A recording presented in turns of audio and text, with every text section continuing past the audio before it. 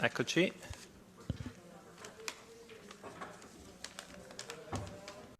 Muito boa noite.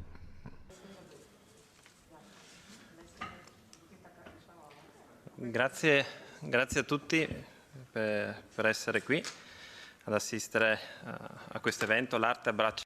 Muito obrigado a todos por estarem aqui no nosso evento A Arte Abraça a Política. Serei muito rápido. Em primeiro lugar, eu queria agradecer ao Robert Pietro Pedrone, presidente do Comitê da Comissão dos Direitos das Mulheres e Igualdade de Gênero, também a senhora Soraya Ramos, coordenadora de um novo grupo europeu na Comissão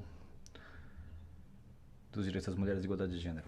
Agradeço também por participarem neste evento e por terem apoiado essa iniciativa. Hoje temos a oportunidade de ouvir duas artistas. Eu gostaria de começar dando o contexto deste evento. Em primeiro lugar, Juliana Notari, uma artista experimental do Brasil.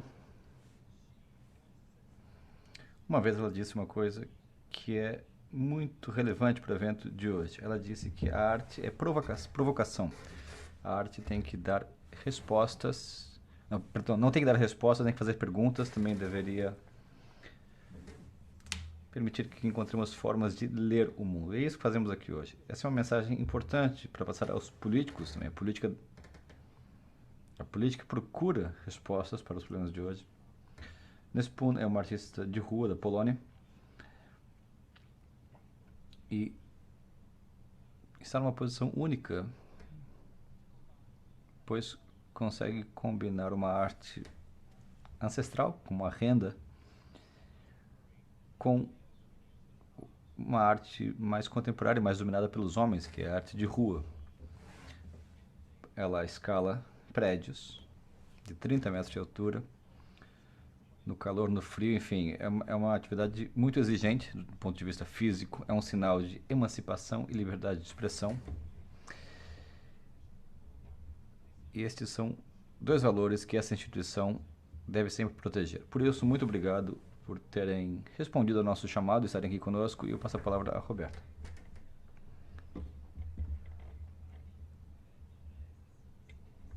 Muito obrigado, eu vou falar em inglês, se não se importa. Eu estou muito contente de estar aqui com vocês. First of all, let me... Em primeiro lugar, eu queria dar os parabéns ao Marco por este evento. É um evento muito importante. Muito obrigado a toda a sua equipe por ter organizado o evento. E muito obrigado aos artistas que estão conosco. Enfim, a sala está vazia, mas não se preocupem, trabalhamos muito em forma remota atualmente. Temos gente conectada virtualmente. É assim que trabalhamos atualmente aqui. Eu sei que é estranho ver a sala vazia, mas é assim que trabalhamos atualmente, devido à pandemia de Covid. Sejam muito bem-vindas à Casa da Democracia Europeia.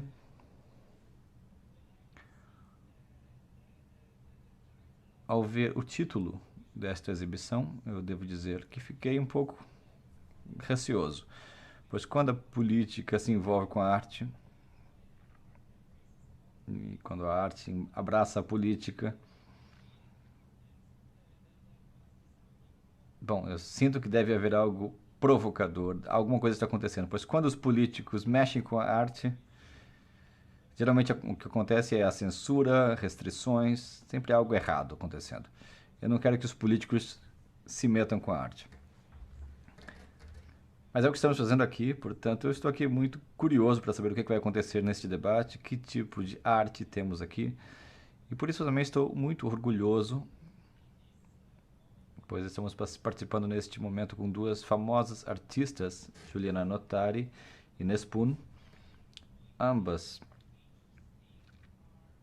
fazem uma arte muito interessante, como disse a Juliana, é uma arte provocadora, que nos força a procurar as nossas próprias respostas. Eu venho da Polônia, o mesmo país da Nespun. Ela é uma excelente artista polonesa, muito conhecida, não só na Polônia, mas em todo o mundo. Faz uma excelente arte de rua, que, como disse o Marco, é muito dominada em todo o mundo pelos homens. E temos uma mulher aqui corajosa fazendo esse tipo de arte. Mulheres corajosas que enfrentam na arte aquilo que nós vemos na política, que são as reações contra a luta pelos direitos das mulheres, reações que vemos não só na Polônia, mas em todo o mundo. A emancipação das mulheres, a luta das mulheres pela dignidade, por direitos iguais, é confrontada por uma reação terrível de pessoas que, através de uma série de ângulos e perspectivas, ficam com raiva, discordam, são violentas, são provocadoras também, por sua vez, e tentando impedir a emancipação das mulheres. É por isso que eu estou tão orgulhoso em participar nesta reunião, pois essa é outra prova para mim de que as mulheres estão cientes dos seus direitos. As mulheres sabem que estamos em 2022 e nada vai impedi-las. Nada vai impedir que exerçam os seus direitos. Vocês são imparáveis e a sua arte é imparável. A sua arte vai além de tudo que conhecemos, o que é excelente. Alguns dias atrás, eu passei por esta casa e notei uma bela obra de arte na rua. Uma obra feita de renda pendurada de uma árvore com as cores da bandeira da Ucrânia. Um dos nossos convidados aqui, que eu queria também dar boas-vindas, fez esse trabalho e eu disse, é isso que precisamos. A política tem que sair também desta casa. Temos que abraçar também o mundo, não só as artes, mas nós como políticos, com a nossa mensagem, também temos que sair desta casa. A nossa convidada não é política, mas o seu trabalho é claramente política, a mensagem é claramente política. É uma mensagem política que ela está fazendo agora. Portanto, é claramente uma mensagem política e é por isso que eu admiro este trabalho. E estou muito honrado de estar aqui hoje. O que vocês fazem é importante para milhões de mulheres em todo o mundo, pois vocês são exemplos. Vocês são super-heróis para elas. São sim.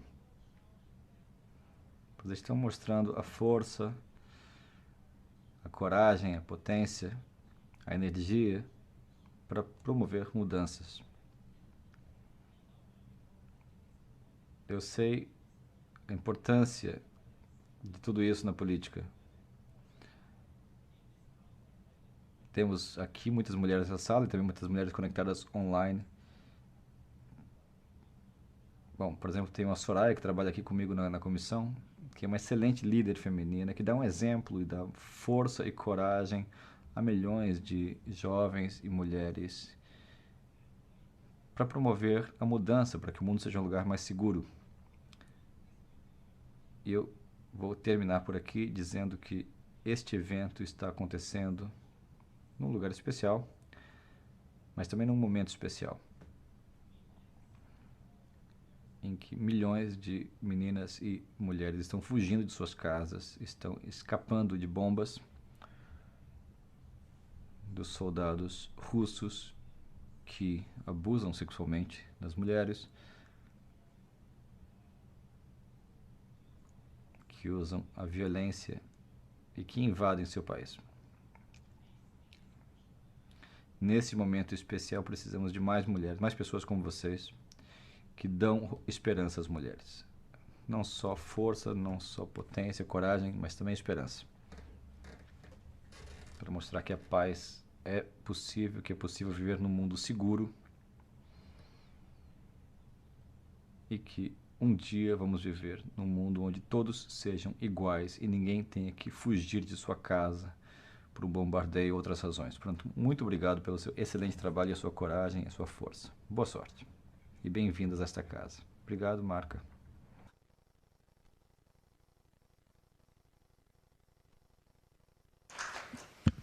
Grazie Robert. Obrigado, Robert. Obrigado também pela presença aqui. Sei que você terá outra reunião em breve, terá que ir embora em breve. Mas no final deste debate, eu espero que tenhamos impressionado muito você. Eu passo a palavra agora a Maria Soraya. Spanish, hay translation. Pues muchísimas gracias. Muito obrigado, eu vou falar espanhol. Em primeiro lugar, eu queria agradecer ao meu colega Marco Sulo por ter organizado este encontro tão interessante. Um evento no qual falamos de arte, de política, igualdade de gênero.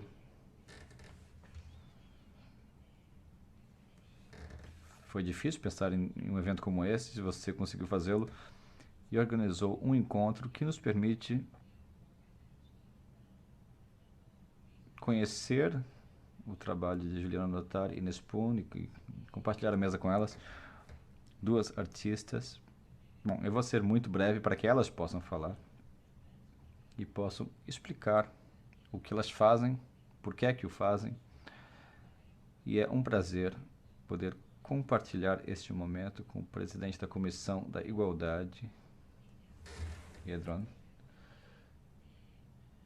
É realmente um evento maravilhoso estar aqui com a Comissão da Igualdade do Parlamento Europeu, presidida por ele. É uma presença motivadora, inspiradora e muito reivindicativa. Como já aconteceu com o presidente da Comissão da Igualdade, o título do ato, quando o Zulo me explicou, bom, o título pode chocar, pois, bom, quando a arte abraça a política, bom, algumas das reflexões em torno desse ato me fizeram pensar um pouco em como aqueles que não somos artistas sentimos a arte. Algumas pessoas dizem que a arte está em nós, no ser humano, por natureza. Embora não todos sejamos capazes de criar expressões artísticas dignas de serem vistas, mas sim, todos somos capazes de sentir a arte e as expressões artísticas de outras pessoas. E desde as pinturas rupestres até as manifestações artísticas e culturais mais inovadoras, das quais vocês são exemplo, que vocês fazem em cada lugar, a arte é precisamente uma fonte muito potente de expressão, não só como uma expressão estética, mas também é uma ferramenta potente para chegar aos sentimentos dos outros, os sentimentos mais profundos, e nos ajudar a entender também uma boa parte da realidade que nos cerca, por onde circulamos e que às vezes não identificamos com clareza. Por isso, como instrumento e como ferramenta tão potente para gerar sentimentos, para gerar empatia pelo que outros sofrem, enfim, em suma, criar uma consciência coletiva,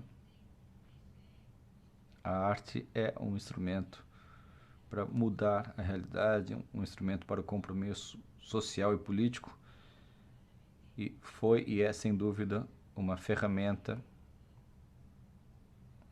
também de propaganda política. Todos os regimes totalitários que procuram criar e utilizar a arte como uma forma de conformar coletivamente uma sociedade, o primeiro que eles fazem é destruir muitas obras de arte, mas ao mesmo tempo se caracterizam por serem grandes geradores de outras formas e manifestações de arte. Nesse sentido, eu penso que a arte hoje, e também ao longo da história, mas hoje mais do que nunca, ajuda também a identificar espaços de preocupação social nos quais a política não chega, que a política não enxerga com seus olhos.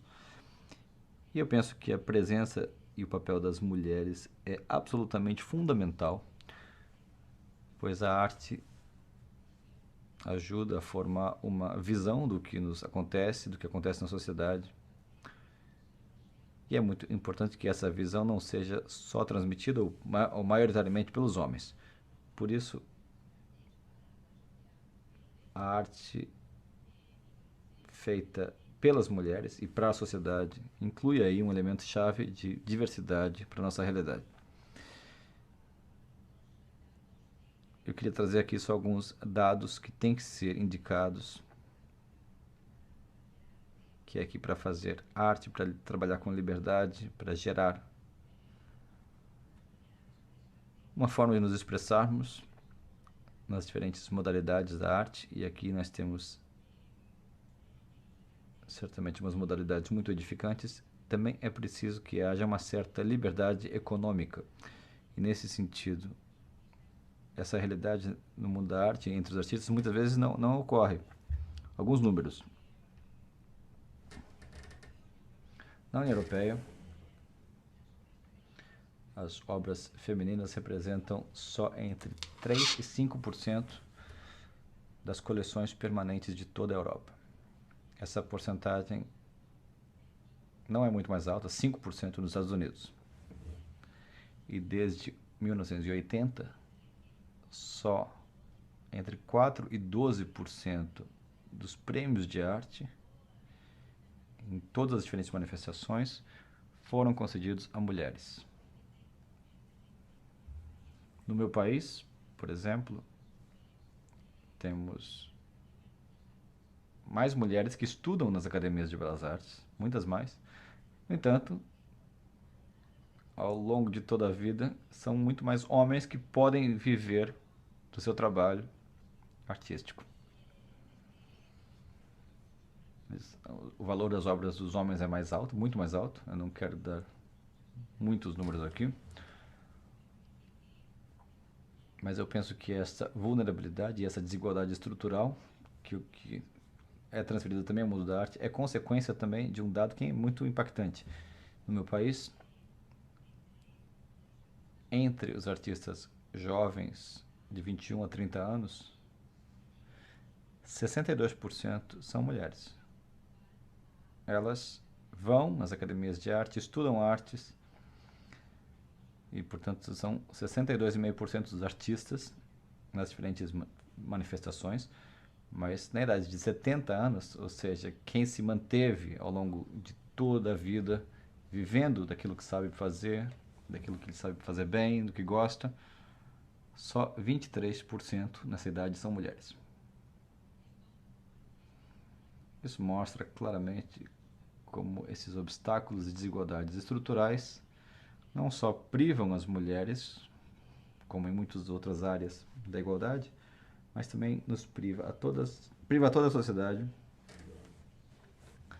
da expressão, das diferentes expressões plurais e diversas que são oferecidas pelas mulheres artistas em todo o mundo.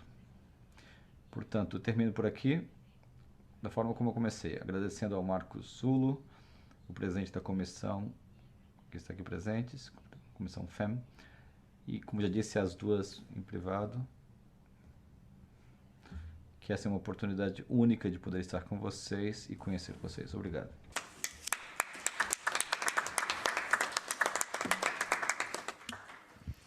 Grazie, Maria Soraya. Juliana, tem a palavra.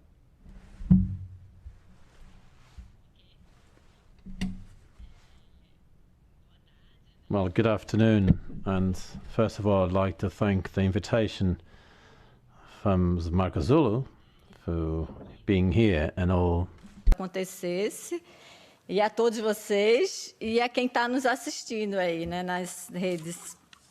Né? Eu me chamo Juliana Notari, né, eu sou uma artista visual brasileira, nasci na cidade do Recife, né, que está localizada no estado de Pernambuco, no nordeste do Brasil.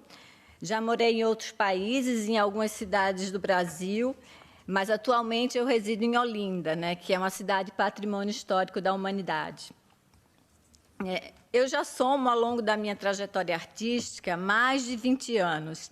E, apesar de trabalhar com várias linguagens, como fotografia, vídeo, instalação, escultura, intervenção, creio que na performance eu alcanço o meu melhor potencial na arte. Inclusive, esses trabalhos... deixa eu dar o play aqui. Esses trabalhos que estão passando no telão são alguns, né, dos 3 trabalhos que eu escolhi para mostrar aqui. Né, algumas performances. Considero que a performance é a expressão que possibilita viver a experiência do risco, da liminaridade e da dispossessão do eu.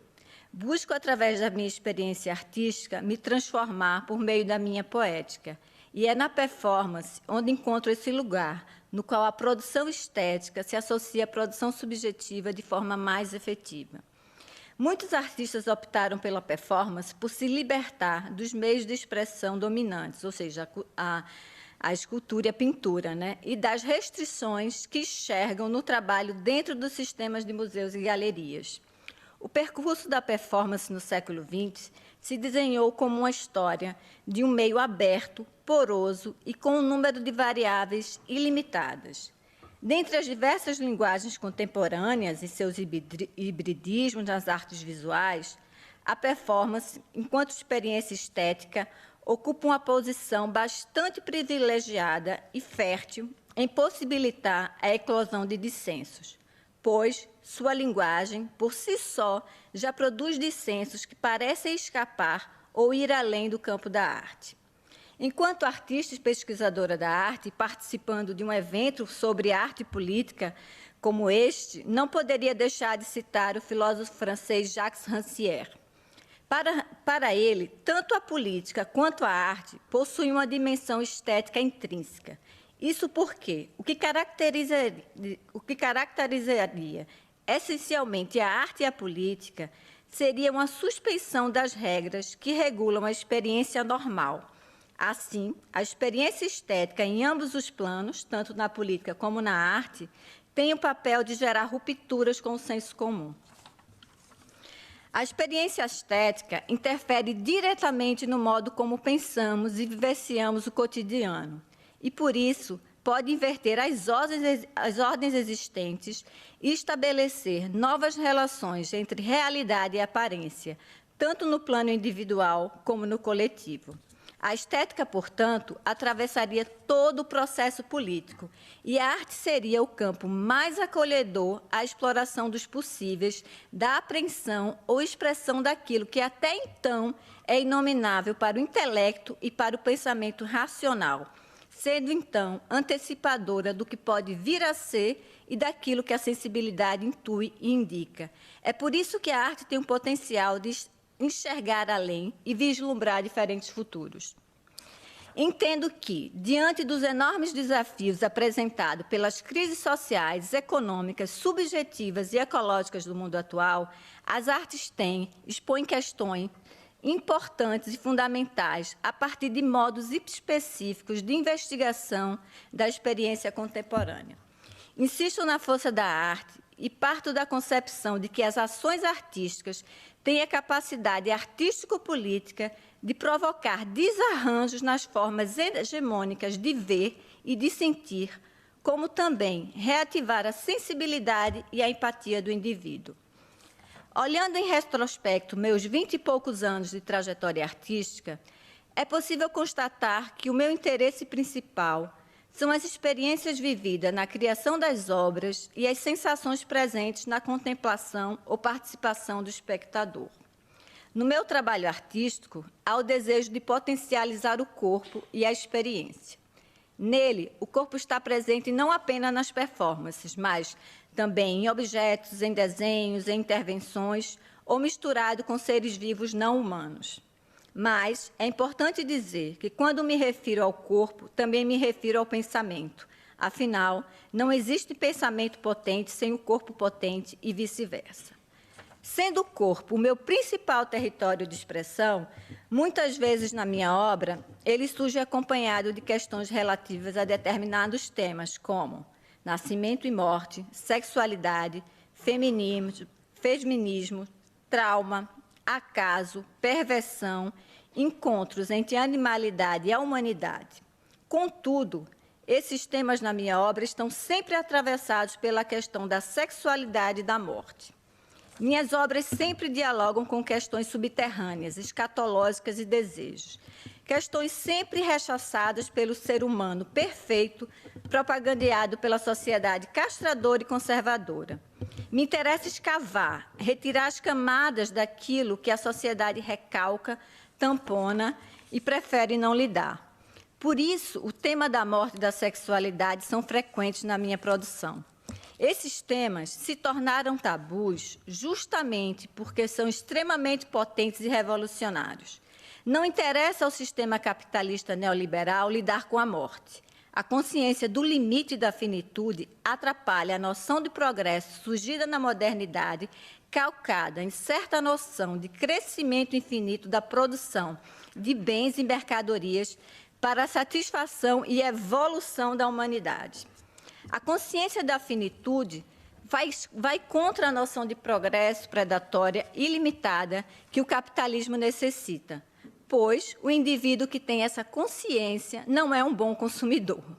Em razão disso, é preciso buscar maneiras que aumentem a potência tanto do corpo quanto do próprio pensamento. Só assim é possível resistir à lógica do sistema fálico capitalista, que, por não considerar as inter-relações entre as diferentes formas de vida, gasta e acumula como se tudo no mundo fosse limitado.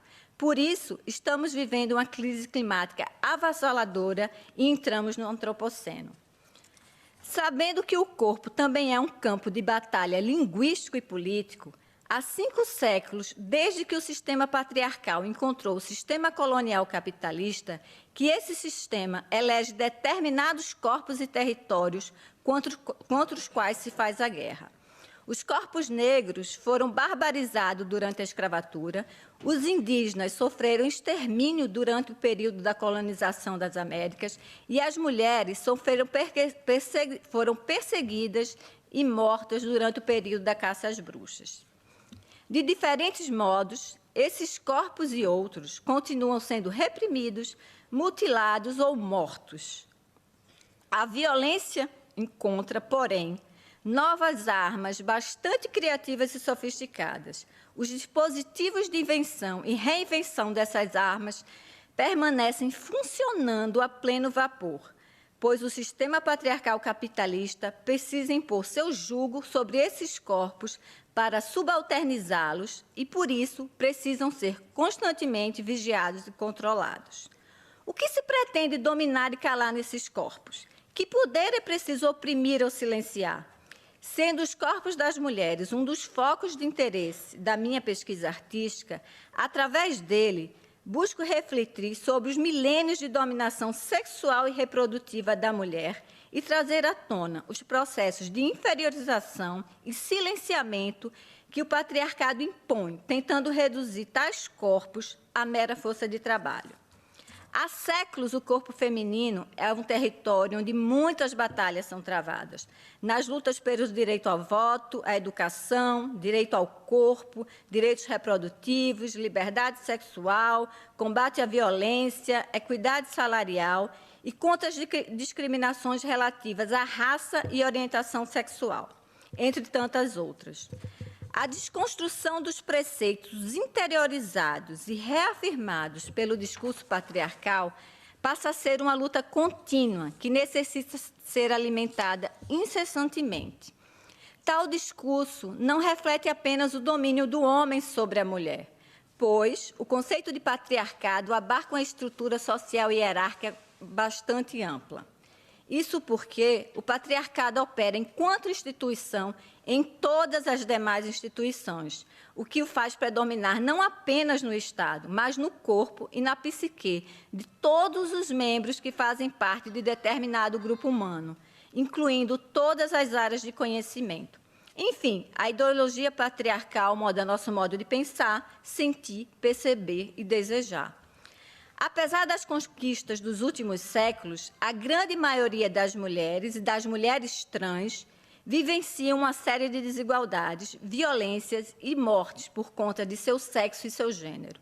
Importante ressaltar que as violências e as desigualdades aumentam absurdamente se utilizam os critérios de raça, classe social e localização geográfica. As mulheres do sul global pobres, que não são brancas, têm seus corpos entre os mais violentados pela lógica patriarcal neoliberal. No Brasil e na América Latina como um todo, esses dados são avassaladores. Um levantamento do Fórum Brasileiro de Segurança Pública mostra que mais de 100 mil meninas e mulheres sofreram violência sexual entre março de 2020 e dezembro de 2021. As mulheres brasileiras sofreram a cada 10 minutos um estupro e um feminicídio a cada 7 horas nesse período. Já na América Latina e no Caribe, de acordo com os dados do Observatório da Igualdade de Gênero da Comissão Econômica para a América Latina e o Caribe, CEPAL, só em 2020, mais de 4.576 femininos ocorreram.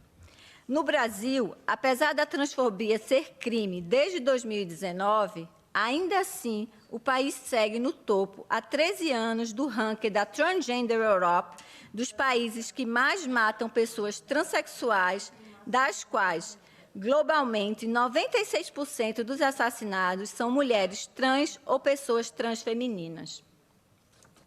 O Brasil concentrou 40% desses feminicídios e, entre 156 países, ocupamos a 96º lugar em paridade de gênero e, entre os 26 analisados na América Latina, o país é o 25º, de acordo com a Global Gender Gap Report 2021 do Fórum Econômico Social Mundial, FEM.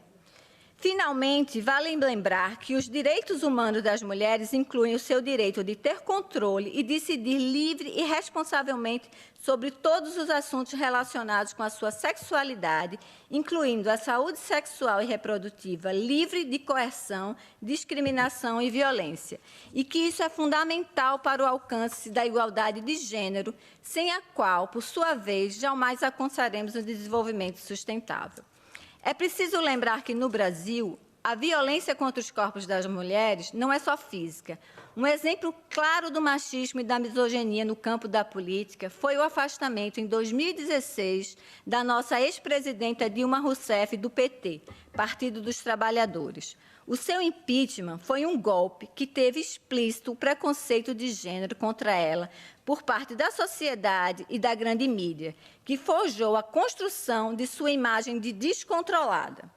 Como ela mesma disse durante a sessão de julgamento do seu impeachment no Senado, em 29 de agosto de 2016, há sempre um componente de misoginia e de preconceito contra as mulheres nas ações que ocorreram contra mim, disse ela. O componente machista do golpe dará a ver o ódio que a sociedade tem da mulher que ocupa os espaços públicos. As violências contra a ex-presidenta Dilma Rousseff aconteceram pelo fato dela ser a mulher que estava em um espaço de poder e que exercia um protagonismo, o que é visto pela sociedade como inaceitável. Esse mês completa 4 anos que a vereadora Marielle Franco teve sua vida exterminada por um assassinato brutal.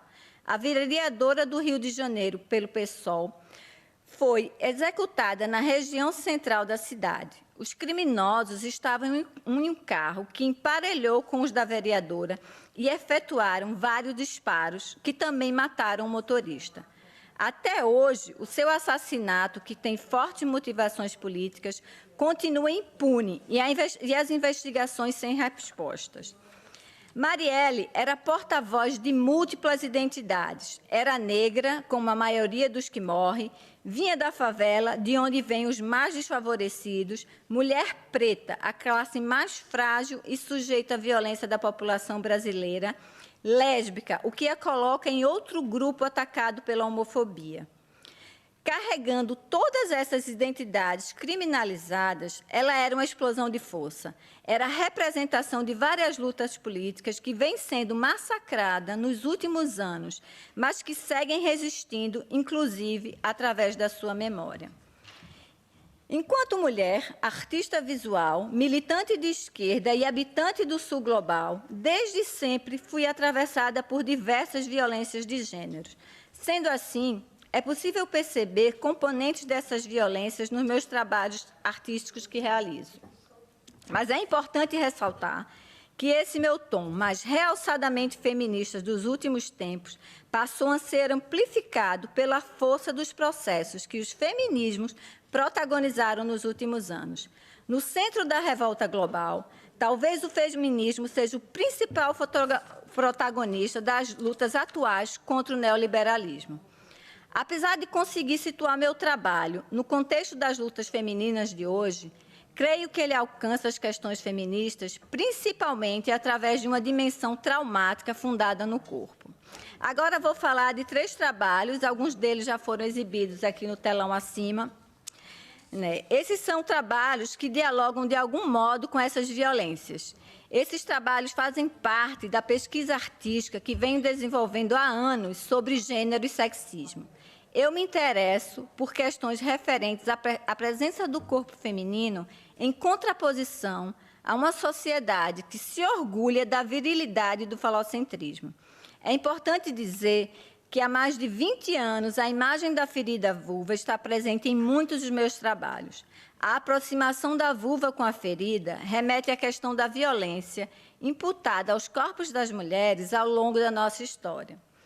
Tudo começou, na verdade, no ano de 2001, quando eu encontrei numa associação que vendia objetos usados 22 espéculos ginecológicos de metal. Ao lembrar do incômodo de ser penetrada pelo metal frio daquele instrumento que abre caminhos para os olhares especulativos e curativos da ciência, logo me veio o desejo de transmutar aquele sentimento numa ação artística. Somou-se a isso a informação de que todos os espéculos tinham neles gravado o nome da sua antiga proprietária, doutora Diva. A partir dali, pude acionar outros sentidos àquele instrumento invasivo. Em 2003, passei a abrir outras cavidades. Nascia, então, a performance Doutora Diva. Munida de martelo e escopo, me pus a abrir buracos em paredes de galerias e museus, espaços ficcionais e costumeiramente branquinhos, lisinhos, e, por isso, pretensamente neutros.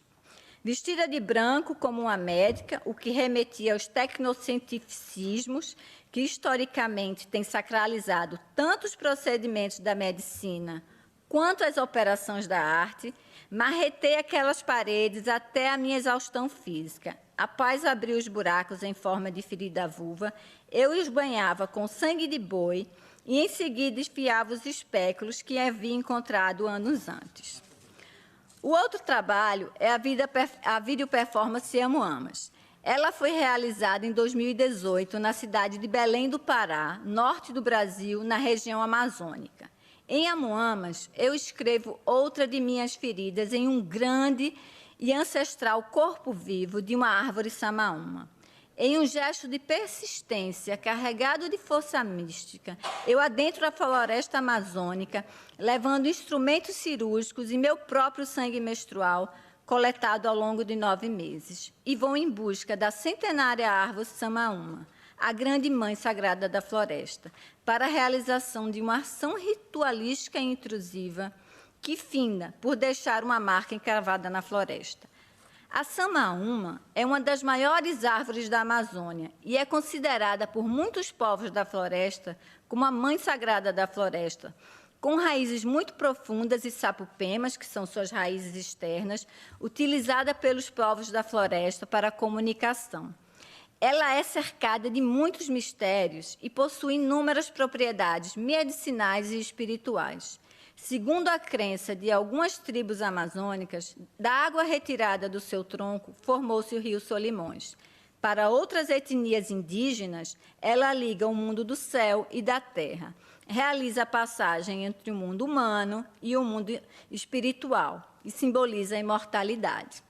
Após entalhar a ferida vulva na samaúma, eu pinto a ferida aberta com meu próprio sangue menstrual e, em seguida, enfio chumaços de algodão embebido de sangue e, por fim, enfio o espéculo vaginal dentro dela. Nessa ação, eu crio uma ferida em comum, comunhando dores, identificando no corpo uma da outra traumas compartilhados. Não sendo uma ação com a intenção central de ferir, mas sim de curar, o tempo é um fator fundamental que é convocado nessa ação. É na passagem do tempo que aquela ferida há de se regenerar, implicada na força viva da floresta, da Samaúma e do meu próprio corpo. Esse rito singular fere a partir da consciência de que meu gesto é ínfimo em face da magnitude das forças dessa natureza da qual fazemos parte.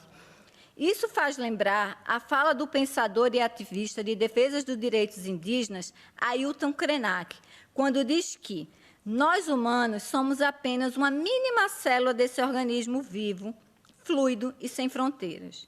De alguma forma, a Muamas evidencia como nós, humanos, podemos experimentar outras formas de viver e criar, abrindo novas perspectivas e saídas para um tempo que já é chamado por cientistas e ambientalistas de sexta extinção.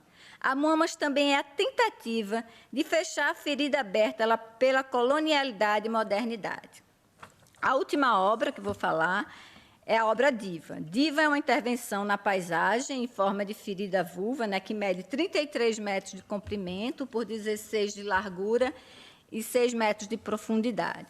Ela foi escavada e esculpida numa colina, revestida de concreto armado, coberta de resina e, por fim, foi pintada de vermelho. Ela está localizada no Parque Artístico Botânico da Usina de Arte. A Usina de Arte é um projeto cultural de requalificação de uma antiga usina de cana-de-açúcar do município de Água Preta, localizado na zona da Mata Sul de Pernambuco. A usina tem desenvolvido um programa de residências artísticas em parceria com o Museu de Arte Moderna Luiz de Magalhães, situado em Recife, capital de Pernambuco. Foi dentro desse projeto e a partir do convite do museu que desenvolvi Diva.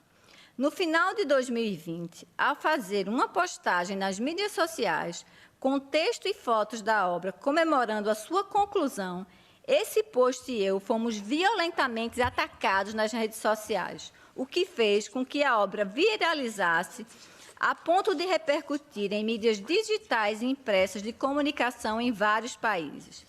Primeiramente, Diva foi atacada em massa pelos bolsonaristas conservadores de extrema-direita. Uma das feridas abertas em que Diva põe o dedo é, sem dúvida, a misoginia decorrente do patriarcalismo estrutural da sociedade brasileira e que tem sido constantemente reforçado pelos discursos de ódio do atual presidente do Brasil, um representante da extrema-direita. Não só suas ideias e comportamentos, mas principalmente suas políticas têm respaldado aquela parcela da população que compartilha desses mesmos valores machistas, os quais acabaram adquirindo uma espécie de legitimidade e têm se expressado cinicamente, distribuindo ódio e discriminações por aí, atacando diretamente as dissidências de gênero, agredindo a diversidade étnico-racial do país e aprofundando as desigualdades de classe. O fascismo que se alastra pelo Brasil foi o maior dos combustíveis a motivar os ataques em massa à Diva nas redes sociais. Historicamente tomada como signo da mulher, a vulva, também como imagem, como palavra, tem sido violada, escondida e censurada através dos séculos. A demonização da genitália feminina é um reflexo da estrutura violenta e machista a qual estão submetidos os corpos não machos, sejam eles cis ou trans, e mesmo os corpos cujas performatividades masculinas não coincidem com certo imaginário hegemônico e falocêntrico da masculinidade. Ao passo que a vulva, o sangue menstrual ou o cu, por exemplo, são transformados em tabu.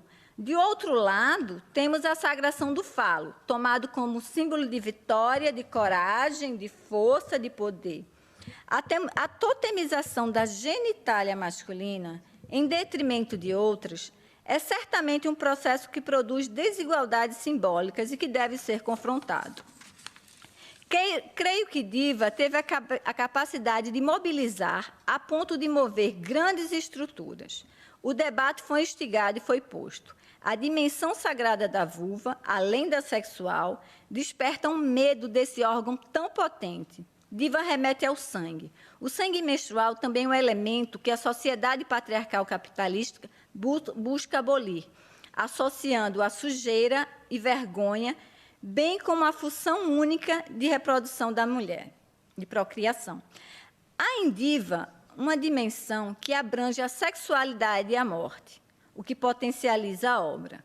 Todos nós nascemos de uma vagina e todos nós retornaremos à Terra quando morrermos. A obra não centra o discurso na questão genital, mas abre feridas históricas coloniais que estão para além das questões de gênero.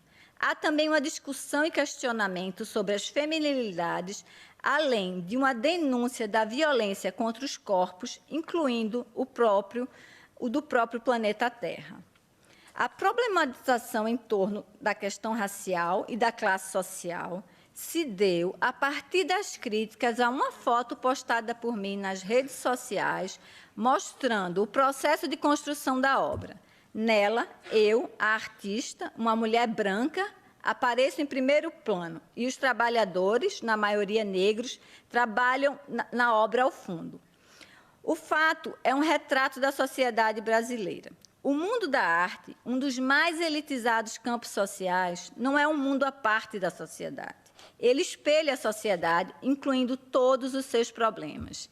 Mesmo entendendo que, enquanto imagem, ela possa endossar o racismo estrutural que molda o Brasil desde sua colonização, creio que ela também denuncia as feridas coloniais que persistem e nos traumatizam até os dias atuais. Esses sintomas históricos são responsabilidade de todos nós brasileiros que deixamos essas feridas históricas inflamarem. As chagas da escravidão, do sexismo, do extermínio dos povos indígenas e da ditadura militar não foram tratadas, e assim seguimos enquanto povo e país doentes. Os trabalhadores da construção civil, contratados pelo engenheiro para construir diva, são descendentes de escravizados negros e de indígenas, como a grande maioria dos trabalhadores urbanos e rurais do Brasil. Sabemos que no processo da abolição da escravatura no Brasil não houve justiça e reparação. Os negros não tiveram direito à terra ou qualquer forma de inclusão digna na sociedade. Foram abandonados à própria sorte, migrando para as favelas e periferias. E os indígenas tiveram seus territórios saqueados. No contexto daquela região, é ainda mais explícita essa herança colonial. A zona da Mata Sul, que é o local onde está a diva, é uma terra arrasada pela monocultura da cana-de-açúcar, que marca a história do patriarcado e do coronelismo que moldaram violentamente o Brasil e fincaram raízes tão profundas que até hoje elas persistem e se renovam. Naquela terra, há sangue escravo derramado, há memórias do estupro das mulheres negras e, antes das mulheres, a natureza ali foi estuprada. A ferida que a vulva abre naquelas terras denuncia feridas históricas não cicatrizadas de uma sociedade adoecida, mas, ao mesmo tempo, diva indica a cura, ao devolver-lhe sentido e, portanto, vida. Acho importante que a arte, através de diva, tenha conseguido enfrentar a narrativa bolsonarista e ainda suscitar reflexões e problematizar questões de gênero, racialidade, classe social e meio ambiente. O campo da arte, entre outros, tem sofrido duros golpes durante todo o período do governo Bolsonaro. A volta da censura, a criminalização de obras de arte, a extinção do Ministério da Cultura, assim como o esfacelamento das políticas culturais, instituições e o esvaziamento dos fomentos públicos. Em meio a tudo isso, saber que a arte tem a capacidade de gerar dissensos, provocando questionamentos e reflexões, é bastante vitalizante. Por fim, entendo que, diante dos enormes e complexos desafios que a crise civilizacional nos impõe, torna-se urgente estabelecer alianças com diferentes epistemologias e modos de vida que contrariam a noção ocidental, patriarcal e neoliberal, cada vez mais intolerante e violenta ao que considera como outro, ou seja, todos aqueles que não sejam o homem hétero, branco, cis, abastado, desde outras espécies e seres humanos ou outras culturas que julgam serem subalternas ao seu poder, almejando sempre dominá-las. É no contexto de tais desafios que percebo o recorte dado à minha produção artística apresentada aqui. A prática artística, ao incluir outras narrativas diferentes das que são hegemônicas, passa a ser um espaço de construção de dissensos. Ao problematizar as relações de dominação que o sistema patriarcal capitalista neoliberal impõe, as artes promovem dissensos que possibilitam vislumbrar outras formas de sentir e perceber as relações entre humanos e entre humano e não humano, corroborando no sentido político para a criação de novas formas cosmopolíticas. Mas, antes de tudo, para que nós brasileiros possamos vislumbrar essas novas formas, é preciso lutar contra a barbárie e a extrema-direita que está massacrando o nosso povo e saqueando o nosso país. E, para isso, é preciso dizer fora Bolsonaro e Lula presidente em 2023. Fim de discurso.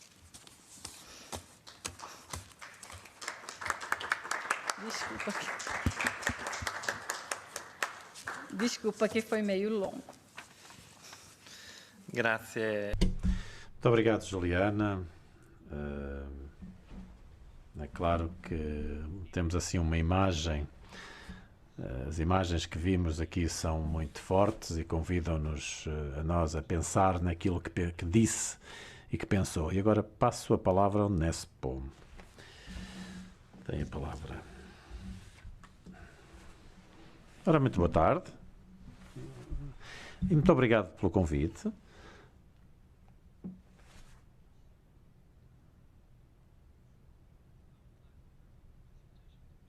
Eu gostaria de ver também a minha apresentação na tela, se faz favor, se for possível, porque eu não estou a ver. Eu lamento, mas temos que esperar porque queria ver a minha apresentação na tela. Já está. Nespum.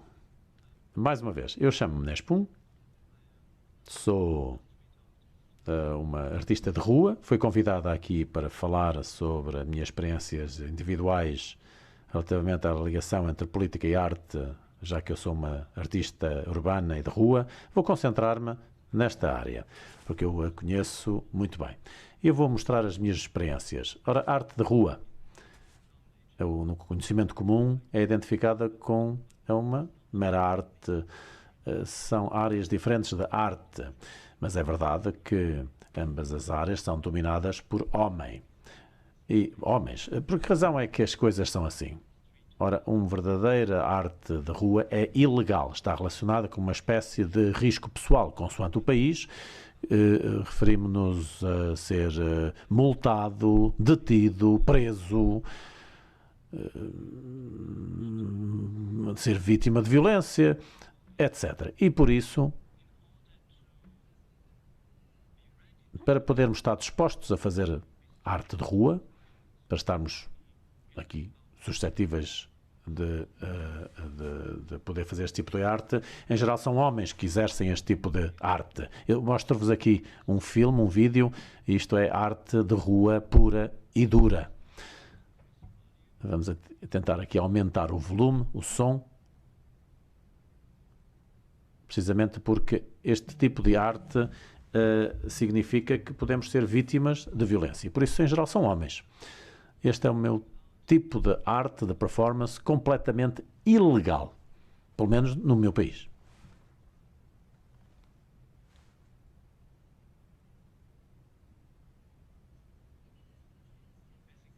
Como podem ver, eu trabalho durante o dia, à noite, em locais com muitas pessoas, em locais isolados, e acredito que temos que ser suficientemente corajosos para fazer o que eu estou a fazer.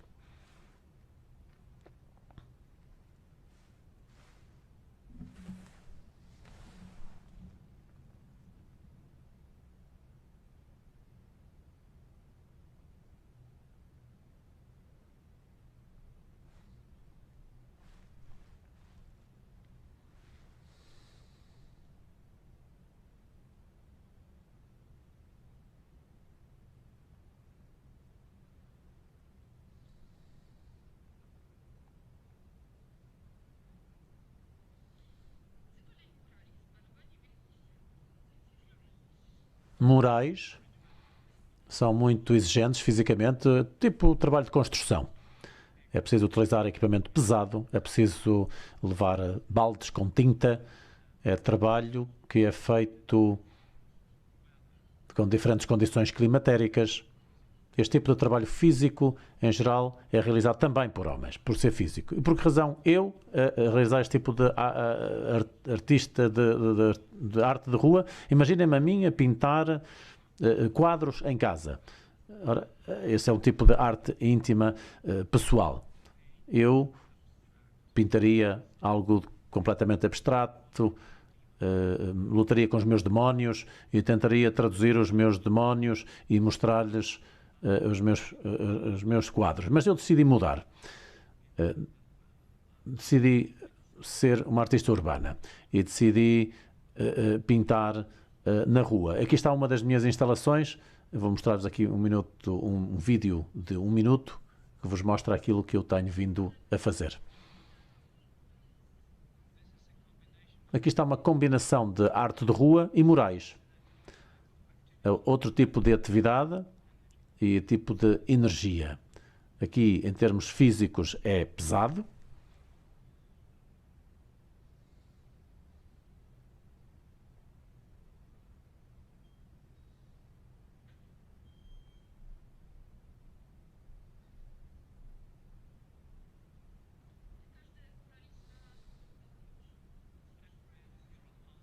Todos os artistas morais têm que utilizar o tipo de equipamento que eu estou a utilizar aqui, razão pela qual podem constatar que não há muitas mulheres a realizar este tipo de trabalho, por ser um trabalho físico, pesado.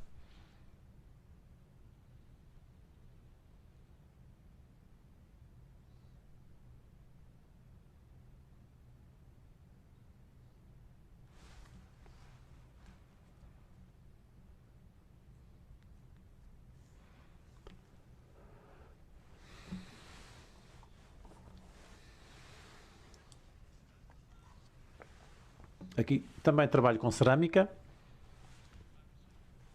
é outro tipo de arte das mais antigas e é difícil inventar alguma coisa. E por isso eu decidi procurar novos aspectos desta arte tradicional. Decidi colocar nos meus trabalhos na rua sem pedir autorização. Depois disso, a minha vida mudou, desde então. Comecei a entender os espaços públicos de uma forma diferente. Começaram a ser a minha própria pintura, a minha fonte de energia. Os espaços públicos tornaram-se a minha fonte de energia. Não estava relacionado com golpes de adrenalina, estava relacionado com liberdade, abertura. A arte de rua significa a liberdade da expressão, liberdade de poder atribuir novos estilos, o seu próprio formato, a forma de nos expressarmos a nós próprios, e a mim fascina-me. O principal motivo do meu trabalho, eu tenho aqui estes bordados, os doilies, fui eu que escolhi os doilies porque eu pensei nestes como uma forma de arte. Pensei na minha avó, quando estava aqui a pensar nestes bordados, mas decidi enverdar por este caminho e utilizar então o bordado que me lembra a mandala. Estes padrões mandala são quadros, estruturas que eu posso utilizar na rua. Comecei a combinar diferentes formatos de expressão, Temos então os tais doilies, que começaram a cobrir diferentes vizinhanças, diferentes bairros, criei instalações grandes, depois decidi pintar um mural, utilizando estes bordados, descobri o quão feminino é este tipo de arte. Nenhum homem teria imaginado utilizar o bordado, e isso encorajou-me, porque eu quis expressar-me a mim da minha própria maneira. Por vezes os doilies, este tipo de bordados, estão relacionados com algo tradicional, com a avó. Em geral, quem faz os bordados são as avózinhas. Alguém que está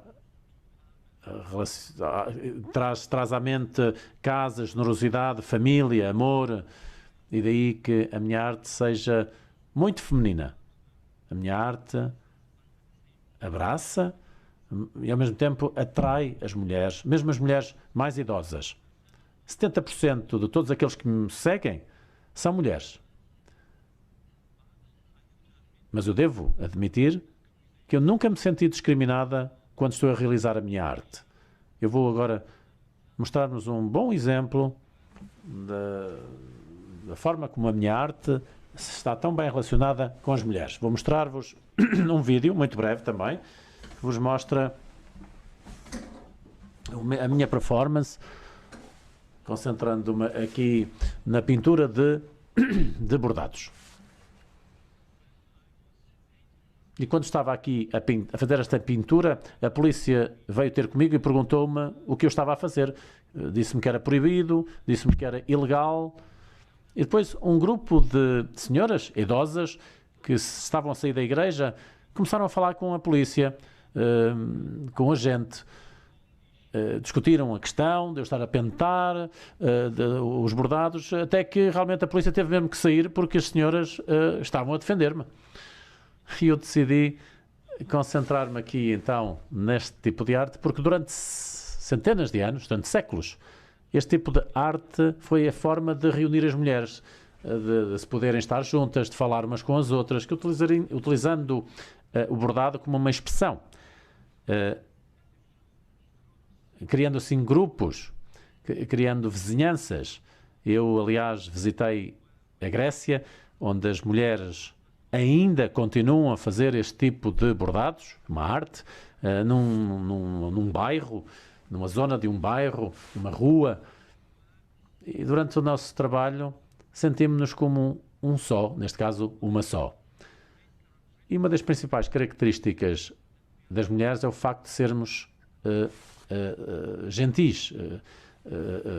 E eu também sinto que sou esta forma de sermos está também relacionada com, ou seja, em vez de estarmos a lutar contra o mal, tentamos fazer bem, e eu tento fazer bem também quando me expresso através da arte. Mas agora deixem mostrar-vos alguns dos murais que eu realizei na Polónia e em Berlim. Na Polónia há muitos edifícios e fachadas que têm ali buracos de balas. E aqui está o local onde eu vivo, é uma escola, onde as crianças podem ver ali os buracos nas paredes de balas, e aqui está então uma recordação, enfim, não é uma recordação, é um lembrete da Segunda Guerra Mundial. E então eu utilizo barro, este barro combinado com aqueles desenhos de bordado. E eu quis aqui cobrir estes buracos de balas, mas não esquecendo que eles lá estão.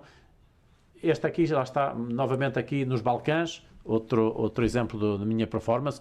Temos um mural que eu pintei em Mostar. Mostar é um dos edifícios que estava cheio de buracos de bala da guerra da Jugoslávia. O aspecto mais horrendo desta guerra foi a violência, foram as violações das mulheres. E eu decidi expressar-me através deste mural, utilizando estes buracos de balas. Quis mostrar claramente que eu queria que estes buracos fossem parte do mural. E estes buracos de bala eram conhecidos e são conhecidos, tão conhecidos como é este padrão que temos aqui pintado, independentemente da minoria étnica ou da religião, todas aquelas mulheres que passavam aqui em frente a este mural, as mulheres disseram: é isto que eu conheço, isto faz parte da minha identidade. E eu quis relacionar-me com esta identidade. E atualmente estamos a viver a identidade ucraniana. Vemos centenas, milhares de mulheres que fogem à Ucrânia, e eu tentarei também expressar a sua identidade através da arte. Quando todos estes caminhos da expressão artística estiverem fechados, nós utilizamos street art, arte de rua. E é isto que acontecia também nos tempos do comunismo, com expressões artísticas na rua. Quando tudo fechou, nós expressávamos nas paredes, às escondidas. E aqui está uma imagem de há 40 anos atrás. E há 7 anos atrás, o nosso governo veio ao poder na Polónia e começaram a introduzir nova legislação relativamente ao aborto. O governo polonês tentou mudar a mentalidade da nossa sociedade e nós decidimos parar com este movimento. Nós quisemos expressar-nos a nós próprios, nós quisemos mostrar que todos os valores que nós partilhamos no interior da União Europeia não devem ser esquecidos na Polónia. E já que a maior parte dos média na Polónia está a favor do governo, nós decidimos ir para a rua. Aqui está uma das imagens que mostra uma manifestação que nós organizamos. Aqui está uma manifestação, estou eu aqui com a minha filha, que também pinta numa destas manifestações feministas. Nós quisemos aqui mostrar que éramos a favor dos valores da União Europeia. Aqui é interessante também reparar que estas performances são muito frequentes atualmente. Houve um tempo em que nós iríamos organizar também este tipo de trabalhos todas as semanas. E muita arte de rua, serve para nós nos expressarmos. Parte desta luta pelos direitos das mulheres e dos LGTB, nós temos que temos que lutar contra o nosso governo, porque o Partido Conservador começou a cortar as árvores nestes últimos tempos. Film o tym, jak pokazałam ten problem w swojej twórczości. By zagrożonych... Por isso temos forte movimento ambientalista no momento. O que eu fiz, portanto, foi fazer moldes em argila das árvores, que então cozinhei para mostrar essa expressão primordial entre arte e natureza. Temos um último vídeo aqui de 1 minuto.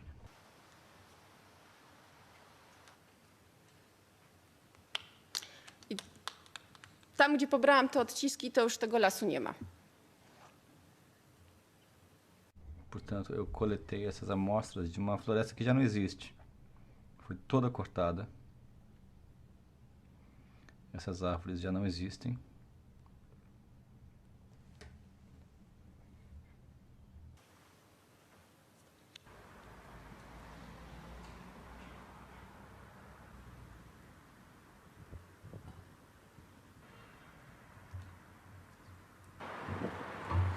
W polskiej wersji tego filmu jeszcze nie była możliwość... Na versão polonesa do filme, tínhamos também pedido para que o público assinasse uma petição apoiando uma série de organizações que lutaram contra o desmatamento dessa floresta. Mas agora continua o desmatamento. Estamos falando das últimas florestas primárias na União Europeia. Portanto, são florestas muito valiosas e essas florestas primárias ainda estão sendo desmatadas. Eu sei que no Brasil esse é um grande problema também, o desmatamento, que acontece em grande escala. Muito obrigado pela atenção de todos. To wszystko. Dziękuję. Grazie Nespun. Obrigado, Nespoon.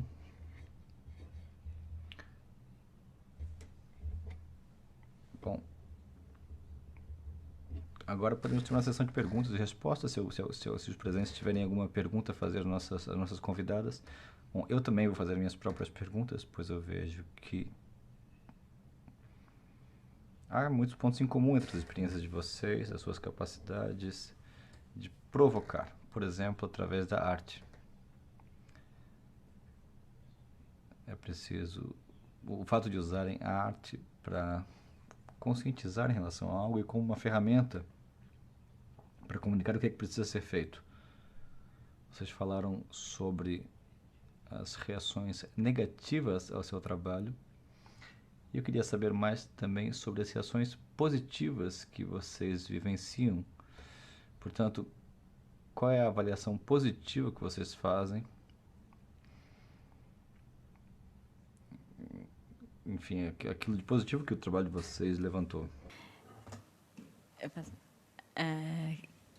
Claro, né? Eu acho que esse meu último trabalho, que é a intervenção diva, ele começou com um ataque, né, na rede social a nível mundial e isso, né, querendo ou não, foram os bolsonaristas de extrema direita conservadores que atacaram. E depois desse ataque, a obra ganhou uma repercussão mundial e se instalou um debate a nível, né, mais global. Isso foi muito importante, porque foi super positivo, num certo sentido, né? Eles, querendo ou não, trouxeram a obra, né, a visibilidade, e que mais adiante houve críticas até da esquerda, né, contra a questão, né, da transfobia e a questão racial. E, independente dessas críticas que a obra suscitou, abriu-se um debate a nível, né, em vários países, e principalmente no Brasil, que essas questões vieram à tona, que são questões muito importantes que a gente precisa tratar. Então, né, nesse sentido, o trabalho abriu uma possibilidade de lidar com essa questão, né, a nível mundial da misoginia, né, o sexismo. Por exemplo, depois que saiu no The Guardian, foi capa do The Guardian, o jornal inglês, né, a repercussão, estabeleceu-se, né, ali a obra ela ganhou um caráter político, né, porque o guru do Bolsonaro, que é o Olavo de Carvalho, que até morreu, ele que tem milhões de seguidores, né, ele escreveu no Twitter dele que, né, no meio da confusão no Brasil, ele falou: por que vocês estão preocupados com um bucetão de 33 metros? A questão é que a gente tem que combater com pirocão. Não sei se isso vai dar para traduzir. Ou seja, isso ficou muito claro qual é a política que está se colocando, né, não só no Brasil, mas no mundo, né, nesse sentido. Então, trazer esses trabalhos a partir da arte, um trabalho conseguir, né, levantar essas questões de sexismo, de misoginia, de machismo, né, foi muito importante, né? Teve um tabloide inglês, o Daily Mail, que censurou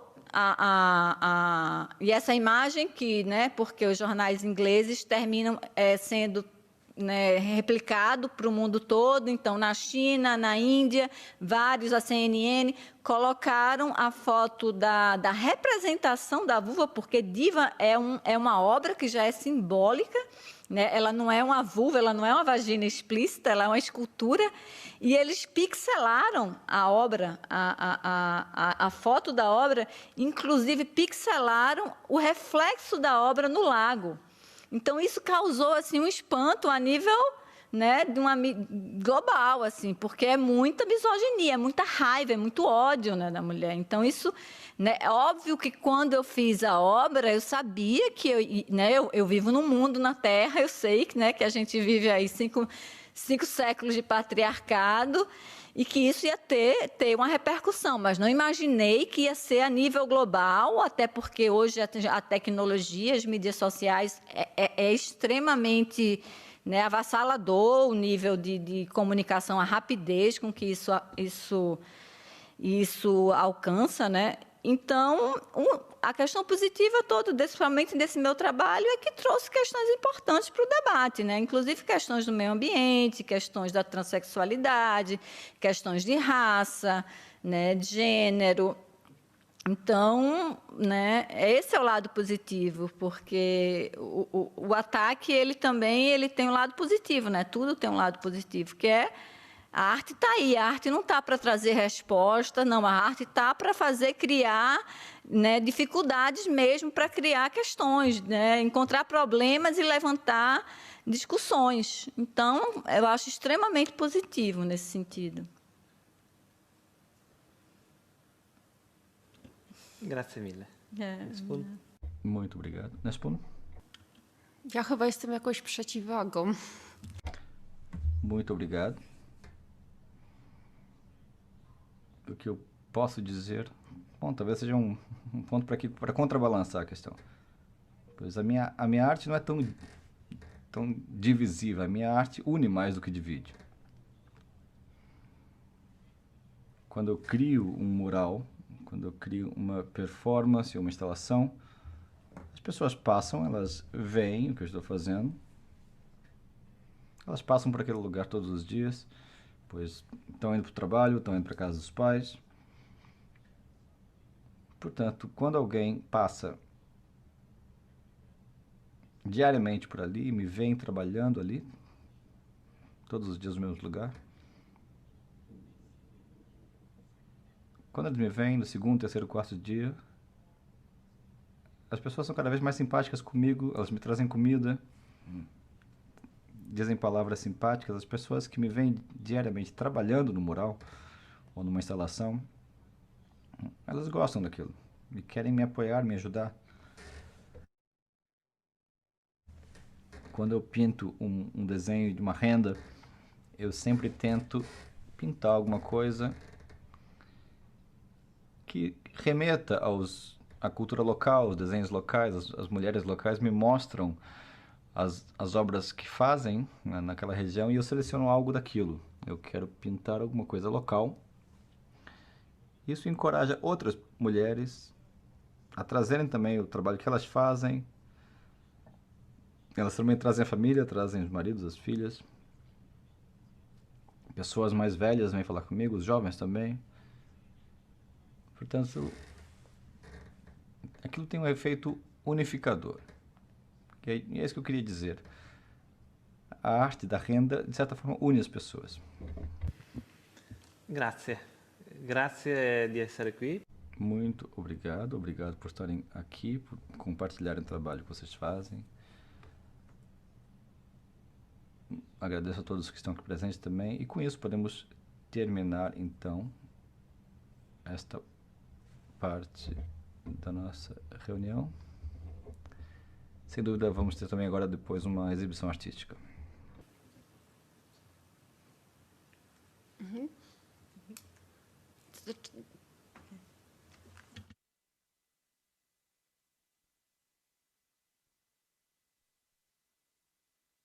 Tak, ja będę robiła krótki performance. Ja mam taki projekt myśli. Sim, eu vou fazer uma performance rápida, que é sobre pensamento. A performance vai ser lá embaixo. Eu penso que é o projeto mais importante da minha vida. É um trabalho que eu faço há 10 anos e que tem a ver com a meditação, com a reflexão, pensamento. Eu dediquei 2 ou 3 meses a cada ano, ao longo dos últimos 10 anos, para preparar esse projeto. É um projeto que vai ter 13 anos de duração. No ano de 2032 vai haver uma exibição final. É um trabalho que eu vou fazer em porcelana, que será acessível a todos. É um material, uma obra de porcelana e uma obra que vai produzir um som muito bonito.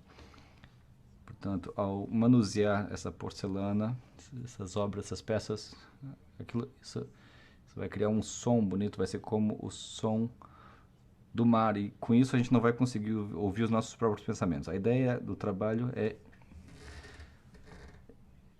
é relançar os nossos próprios pensamentos, ou seja, ao ouvir aquelas obras, aquelas peças, nós vamos deixar de ouvir o nosso próprio pensamento. No meu caso, né, é uma ação que eu vou fazer, na verdade, não é bem uma performance, mas é uma intervenção, de alguma forma, e que tem a ver com a minha trajetória de mais de 20 anos, né, que traz justamente essa questão, né, de uma certa denúncia, né, da evidência dessa violência, né, contra o corpo da mulher ao longo dos séculos. E é isso, é um trabalho que já é continuidade dessas performances que eu mostrei aqui, né, que envolve a questão do sangue, que envolve a questão da violência, da denúncia. E eu acho muito bonito, porque o trabalho de Nispon tem essa relação da renda, né? A renda a gente une fios, a gente une culturas, a gente une diferentes gerações, é muito interessante. E eu também faço nesse meu trabalho, mas é de uma outra forma, né? É de uma dimensão traumática fundada no corpo da mulher. Né? É isso, o artista, cada um vai ter sua poética, né? E eu acho bonito esse contraste meu, que o meu é mais violento, o meu é mais, né, traz ali uma força mais, né, de denúncia, né, da ferida, do trauma, né, de todas essas, né, eu fico pensando quantas mulheres na minha família, né, algumas pessoas dizem, você foi estuprada, eu fiz, não, eu não, mas eu imagino minha ancestralidade, quantas mulheres da minha família, né, foram, né, vítimas de violência, de estupro, ou mesmo de morte, enfim, então tudo isso traz, a gente mexe com né, com a nossa ancestralidade feminina, né, de formas diferentes, mas que está aí, tem um ponto em comum que é muito bonito, e que isso é uma maneira, né, é uma maneira também muito feminina também de trazer, né, essas ligações do compartilhamento, da ancestralidade, que tudo isso foi reprimido, né, no patriarcado. Então, são trabalhos que trazem essa potência, esse resgate, né, desses modos de ser, né, do cuidado, de pensar, né, no outro, nas gerações, enfim, acho muito interessante pensar nessa análise dos dois trabalhos. Então, é isso, gente, eu só tenho a agradecer, eu acho foi muito bacana, é uma discussão, né, eu sou uma artista que eu me considero do sul global e está em diálogo com as questões, né, que também estão acontecendo aqui na Europa, é super importante, né? É isso. Muito obrigada. Grazie a voi. Obrigado a vocês.